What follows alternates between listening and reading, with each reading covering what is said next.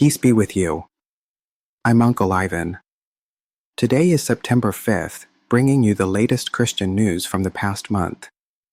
September 1st marks the beginning of the Orthodox liturgical year, marking a new beginning for millions of Orthodox Christians worldwide and setting the rhythm for their holy festivals, fasts, and seasons. While no special news related to overseas Chinese communities was found in this review, this commemoration reminds us of the vital place of the Orthodox tradition in the global Church.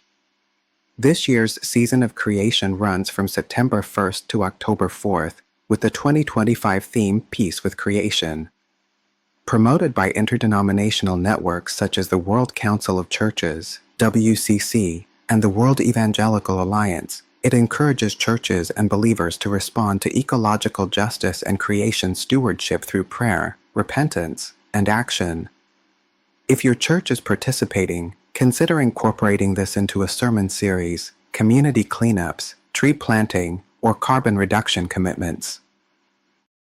On August 6th, multi-denominational leaders in Wellington, New Zealand, jointly issued a policy appeal urging the government and opposition parties to respect the Treaty of Waitangi, Te Tiraitai o Waitangi, in legislation and policy, and to address housing, poverty, disability support, and environmental stewardship. Participants included Anglican Archbishop Justin Duckworth, Anglican Church in Aotearoa, New Zealand and Polynesia, Presbyterians, Baptists, Methodists, Congregationalists, and the Salvation Army, with data support provided by the New Zealand Council of Christian Social Services, NZCCSS, and a research team. The significance of this appeal lies in the fact that, at a time of heightened controversy over interethnic relations, Maori/European, the surge in homelessness, and planetary stewardship, the Church entered the public sphere with a unified voice, advocating for justice and partnership to heal social divisions. Pray that the government and opposition will make wise decisions on the spirit of the treaty, social housing, fair pay, and disability policy, and that the Church will continue to walk with gentleness and truth toward its neighbors. On August 6th, a coalition of pastors and Christian leaders from South Australia to Queensland released a document titled A Christian Manifesto, which aims to defend biblical values, life, and free speech in response to growing cultural and legislative pressure. Released by Dr. Barry Manuel of Healing Life Church in Adelaide, the manifesto calls on believers to uphold core Christian teachings on life, family, marriage, gender, and freedom, regardless of any laws passed to oppose them. The manifesto explicitly states that every person is created in God's image and possesses fundamental rights, such as the right to life, religion, and freedom of expression that exist before the state existed. It also reaffirms that marriage is a sacred covenant established by God between one man and one woman. On the issue of abortion, the signatories firmly stated that the fetus in the mother's womb must be protected by law. The document also warns against growing government intervention, emphasizing that the state has no right to unreasonably restrict these rights and freedoms. It condemns euthanasia and suicide, stating that freedom should serve life and truth, not indulgence. Furthermore, the Declaration defends individuals seeking prayer and counseling based on their sexual orientation, directly challenging laws in some Australian jurisdictions that criminalize such support. The release of this declaration signals a proactive, defensive strategy by Australian Christian leaders aimed at establishing clear boundaries within law and public discourse. The significance of this action lies in its attempt to establish a clear, public voice defining the identity and stance of Australian Christians in an increasingly secular society, an act of spiritual and cultural self-definition. Please pray for the courage and wisdom of these leaders, that God will protect them from pressure from all sides, and that this declaration will effectively awaken more Christians to speak out publicly for their faith. Pray also for government officials to respect and protect citizens' religious freedom.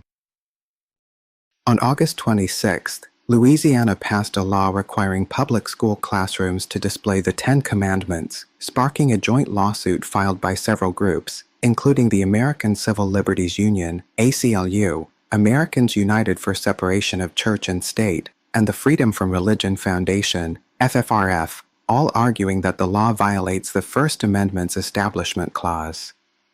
The case resonates with the long-standing tension in the United States over the boundary between religious freedom and civic education. Supporters see it as a return to moral fundamentals, while opponents worry that public schools are using state power to favor particular faiths. If the lawsuit proceeds to the federal appeals level, it could become another landmark case on church-state relations for review by the Supreme Court, SCOTUS. Pray, may God grant restraint, dialogue, and compassion to all parties involved in the culture wars, so that schools can become spaces that respect freedom of conscience and value moral education. On August 27th, a horrific shooting occurred at Annunciation Catholic Church in Minneapolis, Minnesota, during Mass at the beginning of the school year. 2 children were killed and 18 others were injured. The FBI is investigating the incident as a hate crime against Catholics and an act of domestic terrorism. The shooter, identified as 23-year-old Robin Westman, was armed with 3 legally purchased firearms. He opened fire through the church windows before killing himself. FBI Director Kash Patel stated that the shooter left behind numerous anti-Catholic and anti-religious screeds expressing hatred and violence toward Jewish people and had written on a gun magazine an explicit call for violence against President Trump. Pope Leo XIV strongly condemned the attack, lamenting the spread of a plague of weapons. This tragic incident reveals the growing vulnerability of religious communities to ideologically motivated violence in Western societies. It demonstrates that persecution is not limited to developing countries but is a growing threat in Western nations as well. The attack was motivated by hatred of faith itself, not just against a particular religious sect. The Pope's statement transcends denominational boundaries, calling on all Christians worldwide to pay attention and work for peace and justice. Please pray for the 2 families who lost their lives in the shooting, asking God to comfort their broken hearts. Pray also for the 18 injured, especially the 15 children, asking God to heal their physical and emotional wounds. Pray for all religious communities suffering from hatred, asking God to end the violence. As Israel prepares for a new offensive against Gaza City on August 27th, Palestinian Christians offer their perspective. Christian communities in this already war-torn region continue to face significant challenges. Meanwhile, in Iran, even as the Islamist government attempts to block every outlet for the good news, one path remains beyond its control. International Christian Concern reports that more than 360 million Christians worldwide live in areas facing high levels of persecution or discrimination. In the central Indian state of Chhattisgarh, new restrictions affecting more than 200 house churches are being imposed, purportedly to maintain law and order. In Pakistan, hundreds of prisoners imprisoned for violating Islamic laws against the Prophet Muhammad belong to religious minorities such as Hindus and Christians. In Africa, Christian farming villages in Nigeria continue to come under armed attack, with at least 15 people killed in coordinated evening raids in the Chuk Fim district on August 18th. Insurgents from the Alliance Democratic Forces, ADF, in the Democratic Republic of the Congo, disguised as church officials and choir members, launched a deadly attack on the village of Mayamoya. Please pray for persecuted Christians, asking God to protect their safety, give them faith and courage, and ask God to soften the hearts of their persecutors. On August 28th, the Letters to the Editor section of Baptist NZ magazine revealed a deep internal division among Baptist leaders in New Zealand over a public statement on the Israel-Gaza conflict. One signatory, Patrick Baker, criticized the statement as progressivism disguised as theology, noting its singular focus on Gaza while ignoring the even more severe persecution facing tens of thousands of Christians in regions like Nigeria. He argued that the church's mission is to preach the gospel rather than leave politics to the politicians. Another signatory, however, defended the statement as for humanity rather than a political statement, emphasizing the importance of Christians speaking out in the face of human suffering. At the heart of this debate lies a fundamental tension in modern Christianity, Is the church's primary mission to evangelize or to actively engage in social and political advocacy? The clash between these two perspectives is more than just a response to a single incident. It reflects two distinct and deeply held beliefs about the church's role in the public sphere. This internal conflict is a microcosm of the larger struggles of Protestants worldwide. Please pray for our Baptist brothers and sisters in New Zealand, asking God to grant them wisdom in balancing their concerns for social justice with their core gospel mission.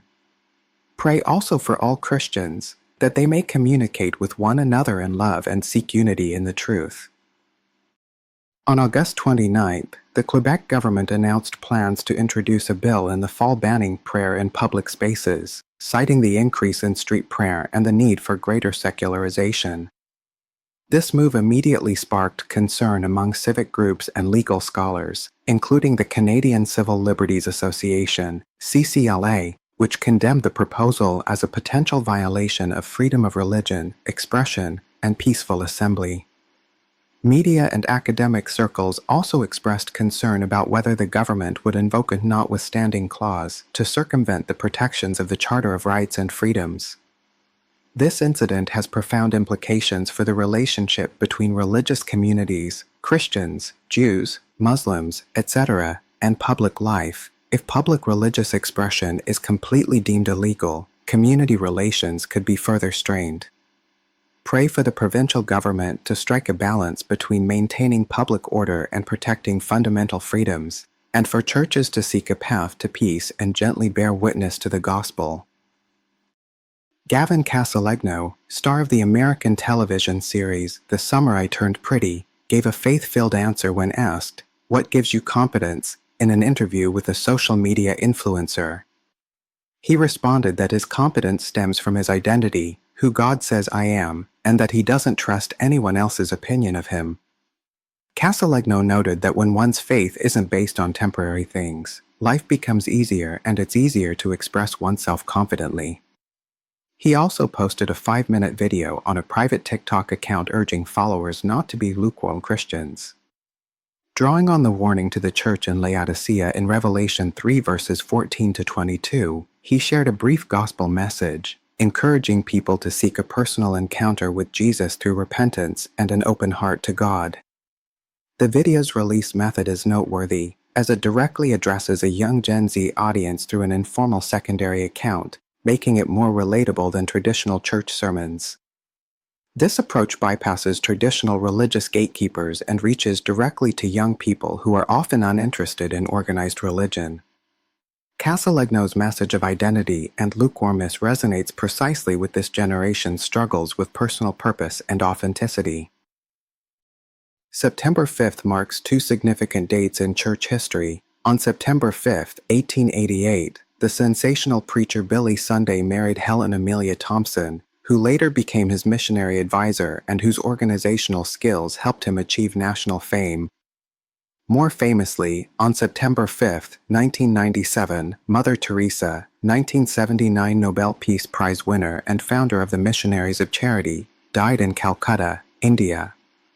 Her Missionaries of Charity, now with 517 missions worldwide, continues to serve the poorest and most needy.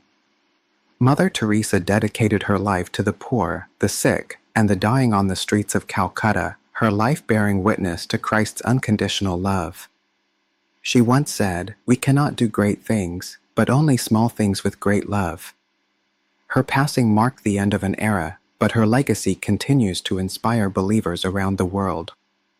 Please pray for the sisters who will continue her work, and that God will raise up more Christians like her who will love and serve the poor. In the face of legal disputes and social divisions, let us support each other with the psalmist's confession, "God is our refuge and strength, an ever-present help in trouble." Psalm 46 verse 1. May the Lord grant us wisdom and peace from above, so that we can move forward together in prayer, love, and truth. If you'd like to learn more about today's news or other content, please leave a comment below. Thank you for your support. I hope you will subscribe, enable notifications, and share to support the channel's continued existence. You can also visit my Patreon. Let us learn about God, reflect on faith, and live out Christ together. Goodbye.